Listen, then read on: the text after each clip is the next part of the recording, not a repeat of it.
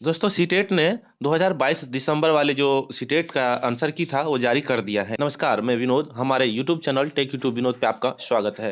दोस्तों आज हम बात करने वाले हैं सीटेट 2022 का जो है आंसर की सीटेट ने जारी कर दिया है अपने वेबसाइट पे। अपने रिस्पांस आंसर की से मिलाएंगे, यानी कि आप जो भी आंसर टिक लगाए होंगे सीटेट के एग्जाम में और उसको जो इस आंसर की के साथ आप किस तरह से मिलाएंगे वो सारा डिटेल्स इस वीडियो के अंदर मैं आपको बताऊंगा।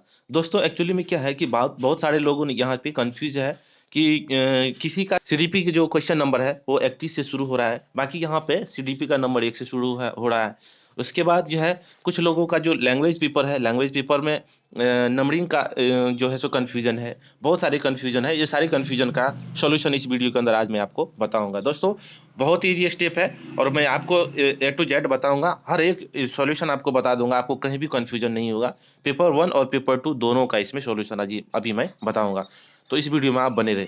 दोस्तों आगे बढ़ने से पहले मैं आपसे एक रिक्वेस्ट करना चाहता हूं कि अगर आप हमारे चैनल पर पहली बार आए, कृपया चैनल को सब्सक्राइब जरूर करें और बेल आइकन को जरूर दबाइए ताकि नई वीडियो का अपडेट सबसे पहले आपको मिले।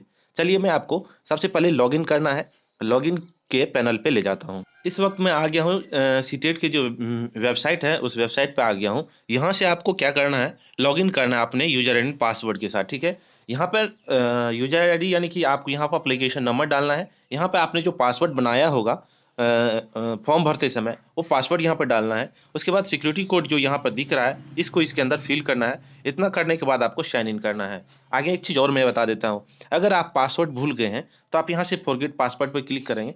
फॉरगेट पासवर्ड पर क्लिक करने के बाद आपको दो ऑप्शन मिल जाएंगे। एक तो रजिस्टर्ड मोबाइल नंबर से आप पासवर्ड को चेंज कर सकते हैं उस पर ओटीपी मंगवा के, या फिर आप जो है अपने जीमेल पर रीसेट पासवर्ड का लिंक जनरेट करके वहाँ से आप पासवर्ड को चेंज कर सकते हैं। बाकी आप जो है फॉरगेट एप्लीकेशन नंबर अगर भूल गए हैं, आप अपना एप्लीकेशन नंबर यहाँ से फॉरगेट करके सेम उसी प्रोसेस से मोबाइल के रजिस्टर्ड मोबाइल नंबर पर ओटीपी भेज करके या फिर ईमेल एड्रेस पर आप जो एप्लीकेशन नंबर मंगवा सकते हैं। तो ये दोनों फॉरगेट पासवर्ड और फॉरगेट एप्लीकेशन नंबर के लिए था। बाकी अभी आपको मैं यहाँ से लॉगिन करता हूँ और लॉगिन करके दिखाता हूँ कि आपको किस तरह से नेक्स्ट को रिस्पॉन्स पेज आता है और रिस्पॉन्स पेज आने के बाद आपको किस तरह से मिलाना है। दोस्तों जैसे आप लॉगिन करेंगे तो आपको लॉगिन करने के बाद कुछ इस तरह का पैनल आएगा आपके स्क्रीन पर। आपके स्क्रीन पर आने के बाद यहाँ पर आपको पेज को ऊपर करना है और यहाँ पे आप देख सकते हैं, जैसे ही आप यहाँ पे आएंगे यहाँ पे आपको दो ऑप्शन मिल जाएंगे, ठीक है। View response, view question paper response करके यहाँ एक है पेपर 1 जो पेपर 1 दिया है सिर्फ उसके लिए, और ये है पेपर 2 के लिए जो पेपर 2 के लिए भरा था, ठीक है। तो पेपर 1 का अगर आपको देखना है तो यहाँ पर क्लिक करना है, अगर पेपर 2 का रिस्पॉन्स चेक करना है तो यहाँ से देखेंगे। अब मैं एक बार पेपर 1 का चेक करता हूँ, उसके बाद पेपर 2 का चेक करूंगा। सबसे पहले मैं पेपर 1 पे जैसे क्लिक करता हूँ तो ये नेक्स्ट वेबसाइट पे ये रिडायरेक्ट करेगा और वहां से आपको दिखाएगा। आप यहाँ से देख सकते हैं कि ये पेपर जो है लोड हो गया है। लोड होने के बाद आप देख सकते हैं यहाँ पे क्वेश्चन आईडी 1 लिखा है और इसका जो रिस्पॉन्स है यानी कि हमने जो इसका आंसर लगाया है वो देखिए यहाँ पे 3 दिखा रहा है, गिवन आंसर 3, ठीक है। आप क्या करेंगे, ये अपने एक अलग कॉपी पर क्वेश्चन नंबर 1 का 3 लिखेंगे, फिर क्वेश्चन नंबर 2 का क्या करेंगे आप जो है क्वेश्चन नंबर 2 का 4 लिखेंगे, ठीक है, इस तरह से। फिर क्वेश्चन नंबर 3 का क्या लिखे हैं गिवन आंसर में यहाँ से चेक करें, गिवन आंसर 3 हो गया। फिर क्वेश्चन नंबर 4 में आपने गिवन आंसर क्या दिया, 2 दिया। इस तरह से लिख लेंगे, ठीक है। आपको जो दिक्कत होने वाला है वो कहाँ दिक्कत होने वाला है, वो कंफ्यूजन कहाँ होने वाला वो दिखाता हूँ। और आपको मैं एक चीज बता दूंगा, चलिए आपको जैसे ये पेज जहाँ कंफ्यूजन होने वाला है मैं वहां ले जाता हूँ डायरेक्ट। यहाँ 60 तक तो सबको दिक्कत नहीं होगा, 69 70 तक, 90 के बाद दिक्कत होता है सभी लोगों को। ये देखिए मैं इस वक्त क्वेश्चन नंबर 90 पे आ गया हूँ, यानी कि क्वेश्चन नंबर 90 के जो आंसर है वो लिख दिया हूँ। बाकी जब मैं 91 पे जा रहा हूँ तो क्वेश्चन आईडी में 121 हो जा रहा है, जबकि पिछला क्वेश्चन जो था उसका क्वेश्चन आईडी 90 था, यानी कि 90 क्वेश्चन तक में 90 आईडी आया था। बाकी जब आप नेक्स्ट जाएंगे तो डायरेक्ट क्वेश्चन आईडी 121 हो जाता है। तो आपको क्वेश्चन आईडी 121 को 91 मानना है। अब क्यों मानना है वो मैं बता देता हूँ। जैसे इसमें जो है हिंदी का जो है 9199 लिखा है, तो आपको मैं बता देता हूँ कि जिसका भी हिंदी लैंग्वेज पेपर 1 हुआ, लैंग्वेज सब्जेक्ट 1 और लैंग्वेज सब्जेक्ट 2, यानी कि दो लैंग्वेज सब्जेक्ट चूज करना था। एक तो आप हिंदी सेलेक्ट करते थे तो दूसरा आपको इंग्लिश करना था या फिर संस्कृत करना था या फिर दूसरा लैंग्वेज कोई मलयालम, कोई अलग अलग लैंग्वेज का था, ठीक है।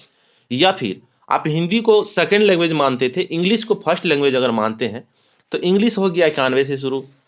अब देखिए, अब इसको जो है रिस्पॉन्स आंसर किस तरह से मिलाएंगे, क्वेश्चन आईडी 121 हो गया, लैंग्वेज 1 का हो गया, ठीक है।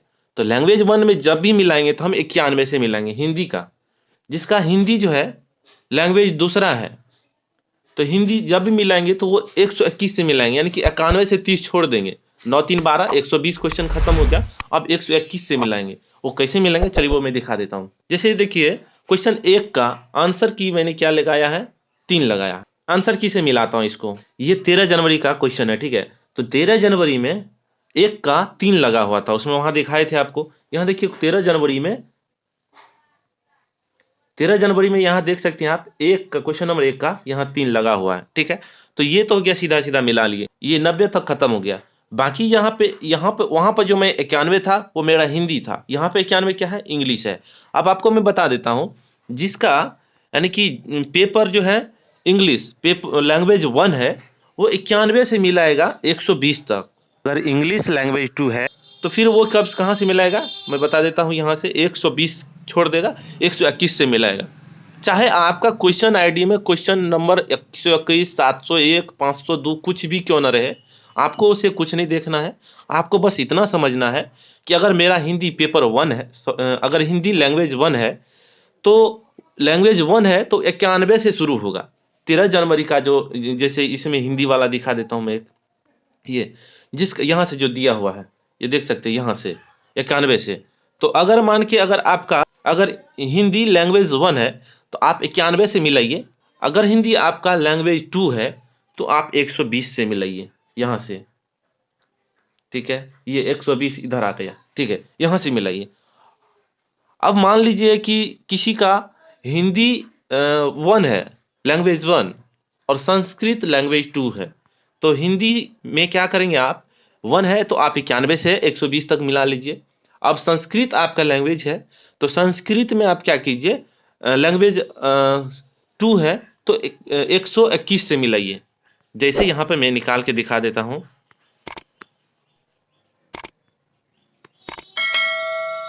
ये जैसे कन्नड़ सेम है, इसमें कुछ भी कंफ्यूजन का जरूरत नहीं है। जैसे मराठी हो गया, उड़ीसा हो गया, पंजाबी हो गया, संस्कृत यहाँ आ गया, ठीक है। देख लेता हूँ यहाँ से।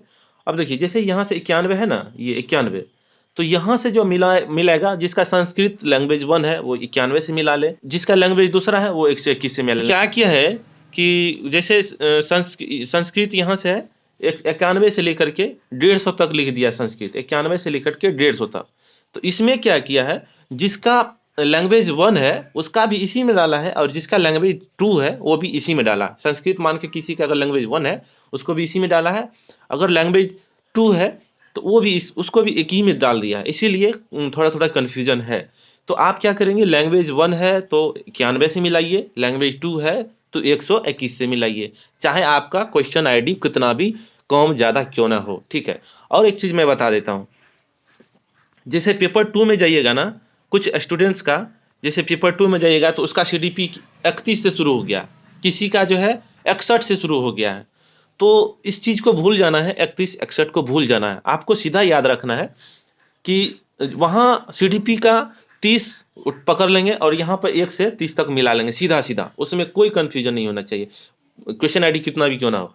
बाकी फिर आप जो स्टूडेंट्स मैथ्स का है तो उसके बाद फिर मैथ मिला लीजिए, एमएससी लिखा है यहाँ पे, जैसे एमएससी हो गया तो एमएससी फिर मैथ हो गया, एमएससी मैथ और साइंस दोनों मिला के हो गया, तो मैथ हो गया। पहले आप मैथ का मिला लेंगे 30 क्वेश्चन, उसके बाद फिर साइंस का मिलाएंगे। जैसे यहाँ पे देख सकते हैं, जैसे पेपर 2 में सीडीपी जो है क्वेश्चन आईडी देखिए 31 से शुरू हो गया यहाँ पे, तो इसमें क्या करना है, आपको 31 मतलब 1 मानना है, ठीक है। तो इस तरह से आप देख सकते हैं, जैसे 32 हो गया, 33 हो गया, तो इसको जो है आपको 1 से मानना है। बाकी जब फिर देखिए 31 के बाद 30 30 60 नंबर पे हम जा रहे हैं, यहाँ पर 31 है तो आंसर की में आपको 1 मानना है, फिर 32 है तो 2 मानना है, 33 है तो 3 मानना है, ऐसे करके मिलाना है, ठीक है। जैसे इसमें 60 हो गया, 59, 60 खत्म हो गया, 61 से, जैसे 61 में यहाँ पे मैथ हो गया, ये मैथ हो गया, तो मैथ में 61 हो गया मतलब वहाँ पे 31 हो गया, इस तरह से। बाकी सब्जेक्ट भी उसी तरह से मिलाना है जिस तरह से मैं आपको बताए हैं। बाकी लॉगिन करने का जो लिंक है मैं आपको अपने डिस्क्रिप्शन में डाल दूंगा, वहां से आप डायरेक्ट लॉगिन कर लेंगे। और मैं आपको बता देता हूं कि अगर आप आपको लगता है कि कुछ क्वेश्चन में को आप चैलेंज करना चाहते हैं तो आप अपना चैलेंज सबमिट कर यहाँ पर आप अपना रोल नंबर डालेंगे, डेट ऑफ बर्थ डाल के लॉगिन करें। आपको मैं बता देता हूँ कि जैसे आप अपना चैलेंज करना चाहते हैं क्वेश्चन पे, जिस क्वेश्चन पे आपको डाउट है कि मेरा ये आंसर सही होना चाहिए, उस पर अगर आप चैलेंज करना चाहते हैं वो भी कर सकते हैं। उसको करने के लिए आपको यहाँ पे एक लॉगिन का वेब पेज जो मैं दिखाया था, यहाँ से लॉगिन करेंगे। लॉगिन करने के बाद का जो पेज आएगा कुछ इस तरह से पेज आएगा। यहाँ से जो है आप अपना डाउनलोड मेन आंसर की भी डाउनलोड कर सकते हैं, आप अपने वाला, ठीक है। और डाउनलोड लैंग्वेज 1 का यहाँ पे, और डाउनलोड लैंग्वेज 2 का। वहाँ जो कन्फ्यूजन था कुछ लोगों का कि लैंग्वेज 1 में जो है सो मेरा संस्कृत है, उसमें अलग दिखा रहा है, ये दिखा रहा है, वो दिखा रहा है। आप यहाँ से भी डाउनलोड कर सकते हैं। बाकी जो है अगर आपको किसी क्वेश्चन पे लगता है कि मेरा ये क्वेश्चन सही है, उसका आंसर जो है इन्होंने गलत दे दिया है, तो आप यहाँ से सबमिट की चैलेंज कर सकते हैं। यहाँ से आप पेमेंट करना पड़ेगा, पेमेंट करने के बाद आप सबमिट कर सकते हैं। सेम प्रोसेस आपको पेपर 2 में भी है, यहाँ से देख सकते हैं। पेपर 2 का भी आप अपना आंसर की डाउनलोड कर सकते हैं इंडिविजुअल, ठीक है। और करने के बाद जो है सो आपको अगर कुछ क्वेश्चन वहाँ पे देख लेना है। क्वेश्चन देखने के बाद अगर आपको लगता है कि आपको चैलेंज करना चाहिए तो आप यहाँ से चैलेंज करेंगे, उसके बाद पेमेंट भी कटाएंगे। करने के बाद आपका जो है ये सबमिट हो जाएगा। उसके बाद बोर्ड के हिसाब से डिसीजन आएगा, फिर आप अपना रिजल्ट देख लेंगे। दोस्तों ये छोटा सा वीडियो आपके लिए बहुत ही महत्वपूर्ण होगा। अगर वीडियो अच्छा लगे तो इसे लाइक जरूर कीजिएगा, अपने दोस्तों के साथ शेयर कीजिएगा। चैनल पे पहली बार आए तो चैनल को सब्सक्राइब जरूर कीजिएगा। Thanks for watching this video.